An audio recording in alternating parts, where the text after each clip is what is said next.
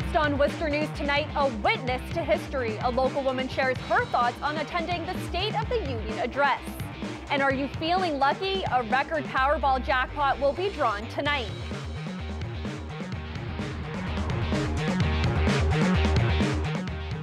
Good evening. Thanks for joining us. I'm Olivia Lemon. We begin tonight with a Holden woman who has just arrived back from Washington, D.C. The Islamic community worker was a part of history Tuesday night as she attended President Obama's final State of the Union address. I actually thought it was a dream. It took me a few minutes to gather my thoughts. Asma Silva still can't believe she got to attend President Obama's final State of the Union address. I can't put it in words. It's one of those lifetime experiences that I hope it happens again, but you know, at least it happened once. Congressman James McGovern invited the Holden woman as his guest because of her work with the Islamic community. It was amazing to see the Congress, entire Congress, all together in one place. Congressman McGovern says he invited Silva to send an important signal. These people are important parts of our community. They do great things. They contribute to our businesses and to our schools and to so many other areas. You know, we need to stand side by side. Silva was born in India. She's a Wachusett School Committee member and active in Worcester's Islamic community. She says the president's remarks on free education for students was important to her. In terms of a hardworking student should be allowed to get a college degree through free education through community colleges.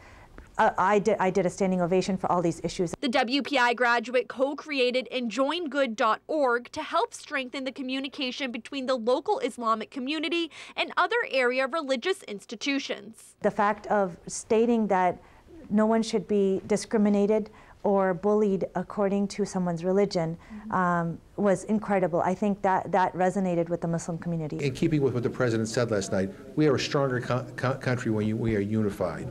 You know, we need to reject those who try to drive wedges between different communities here. Silva says the most exciting part of the night was actually getting to meet President Obama. I was excited, but I was a little bit starstruck. So of course I shook his hand and I told him thank you for the speech because I really did agree with a lot of the points he had made. He just said, "You're welcome." Now, unfortunately, Silva didn't get a picture. She's hoping someone else out there got a picture for her. Worcester police are investigating the case of a 15-month-old boy who had to be hospitalized this week. They say it happened at the same address where a toddler died last September. Police were called to the Wellington Street apartments Tuesday. There they found the 15-month-old boy who appeared to be lethargic. He received treatment at the hospital and is expected to survive. Further testing is being done to determine what the child was exposed to or may have ingested. Police executed a search warrant early Wednesday morning to collect evidence. They tell us while it is the same address, the mother of the 15-month-old is not the same woman whose child who died last fall. Police on scene on Worcester's Penn Ave this afternoon for reports of a serious stabbing. Officers responded to a neighborhood off of Grafton Street just before 1 o'clock Wednesday afternoon. Officers say a 32-year-old man had stab wounds to his head and arm. He was conscious and alert. The victim was transported to the hospital. Police say his injuries are serious but not life-threatening. Police also say based on the evidence they found, there are some inconsistencies with the victim's story of what happened. The investigation is ongoing. A new report outlines the issues and opportunities the public and the candidates for Worcester Superintendent of Schools may face. The research was done by the Worcester Education Collaborative and the Worcester Regional Research Bureau. It shows the public school system has identified district priorities, including delivering high-quality teaching and learning, providing reasonable class sizes, and implementing 21st century technology and professional development. Research Bureau Executive Director Tim McGurthy says the report goes through various factors and shows information the schools collect.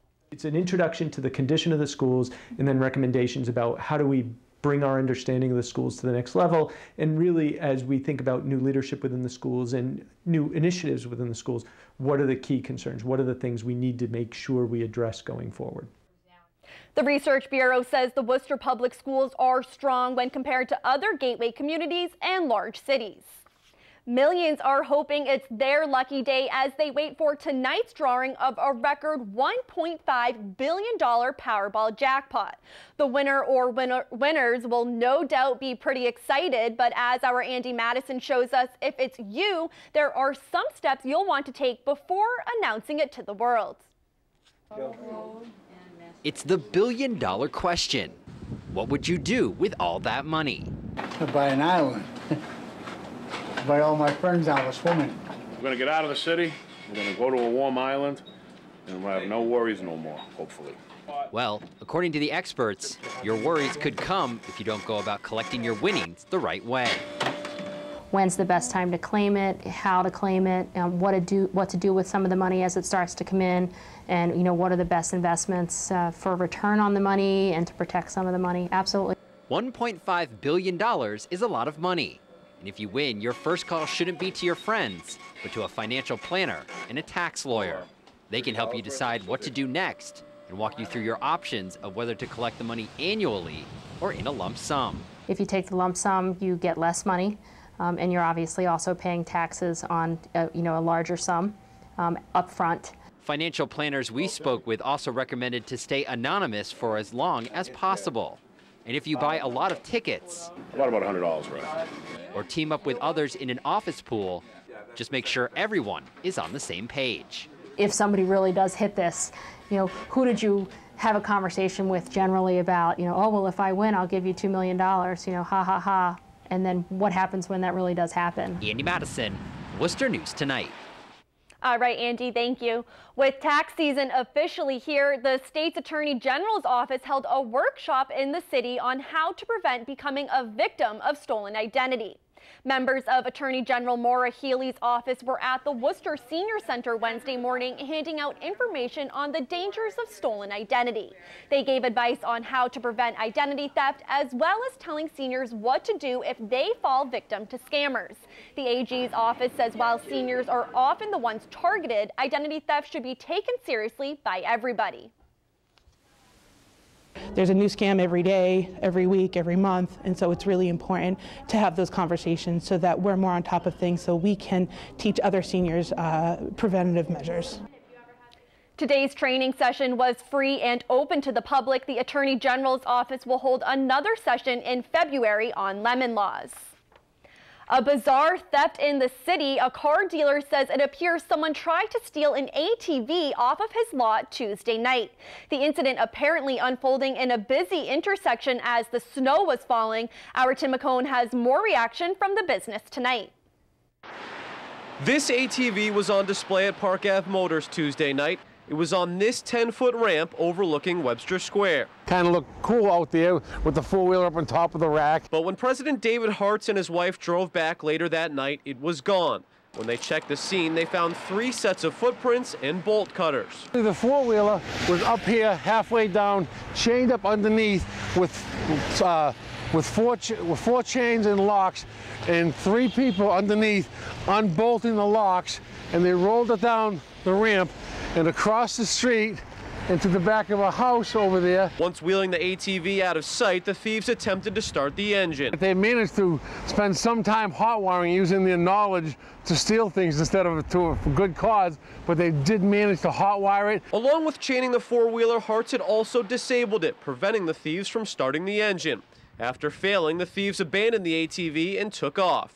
Still, Hartz is stunned by the brazen crime. Amazing that you would risk getting arrested to do something, to steal something of such little value. Tim McCone, Worcester News Tonight.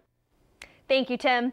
A final goodbye to Sheriff John Mike Flynn. The longtime Worcester County Sheriff was laid to rest this afternoon in Charlton. An impressive procession led the hearse carrying Flynn's casket to the West Ridge Cemetery in Charlton. Sheriff Flynn, a World War II veteran, was buried with full military honors. He served as Worcester County Sheriff for 18 years. Flynn was described as a larger-than-life figure who leaves behind a legacy of service to central Massachusetts. Worcester City Council could soon be considering raising the legal age to buy tobacco products. It would involve hiking the minimum age to purchase tobacco products in Worcester from 18 to 21. City Councilor Sarai Rivera introduced the idea, saying raising the minimum age would be consistent with the city's community health improvement plan. Worcester set a goal of becoming the healthiest city in New England by 2020. More than a dozen communities have already raised the minimum age to 21. Students at David Prouty High School in Spencer have for months been speaking out about issues at the school. It came to a head last fall when students backed by their parents conducted a sit-in. And this week they're raising new concerns about the physical condition inside their building. Our Patricia Nicholas has more on this story. Students say leaky ceilings, lockers that haven't locked in years, and rust can be found at David Prouty High School. A student took these pictures to show the conditions inside. It's been going downhill for the past 10 years, but I mean, it's really bad now. It's just been gradual. Everything's happened over time. Well, things have gotten progressively worse. When I first went there, everyone worked together. There were no issues like this. And then as the years went on, it became a power struggle. The students say there is a strained relationship between the school committee and staff. The school committee held a meeting Wednesday night and decided to create a new school building committee to move along plans to renovate or rebuild David Prouty. Students who attend the meeting say they have not been effective. It's been the same pretty much for months, and they haven't done anything about it. They won't answer any questions about personnel or anything. They won't tell us. They won't answer any questions.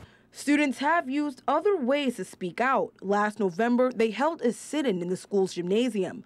One thing they all say is a major problem is mold. Most classrooms, you can barely breathe. The concerns I have right now is that the air quality, obviously. There are students who aren't coming to school because they're getting things like bronchitis and different respiratory issues from the poor air quality of the school. There are teachers whose health is being affected. And frankly, it's a distraction to the students seeing sagging, soaking wet ceiling tiles and knowing exactly what's going on. But despite the challenges, the students say they still have hope. I just really hope that the administration, the community can find common ground and come together, because right now our #1 priority should be a good education, a good facility for the kids. Patricia Nicholas, Worcester News Tonight. Now, we did reach out to members of the school committee today, but did not hear back.